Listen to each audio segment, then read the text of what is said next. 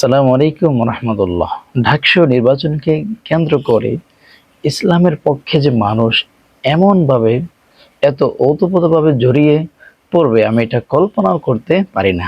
সাম্প্রতিক সময়ে গতকাল একটি ফেসবুক লাইভে বুনিয়ামিন নামক একজন বিশ্ববিখ্যাত বাংলা ভাষাভাষী ইউটিউবার, যার কাজ হচ্ছে বিভিন্ন দেশ ঘুরে ঘুরে মানুষকে দেখানো, এনজয় করা, ওনার মতো একজন ব্যক্তি ঘোষণা দিয়েছেন ডাকসুতে যদি ভিপি পদে ইসলামী ছাত্র শিবিরের প্যানেল ৮০%-এর মধ্যে যদি বিজয়ী লাভ করে, তাহলে তিনি ডাকসুর মেয়াদ ৫ বছর থাকাকালীন সময়ে প্রতি বছর একজন ছাত্র, একজন ছাত্রী, একজন ছেলে, একজন মেয়েকে অস্ট্রেলিয়ায় স্পন্সর করে সম্পূর্ণ বিনা খরচে তিনি পড়াশোনা করাবেন এবং বাংলাদেশ থেকে নিয়ে যাবেন।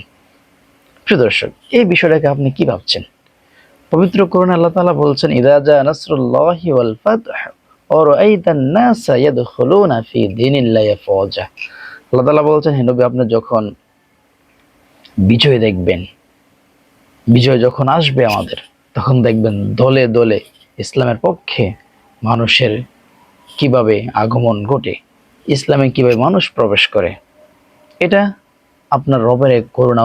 অতএব আপনি আপনার মহান রবের শ্রেষ্ঠত্ব ঘোষণা করুন এবং প্রশংসা করুন এবং তওবা করুন, তাদের জন্য ক্ষমা প্রার্থনা করুন।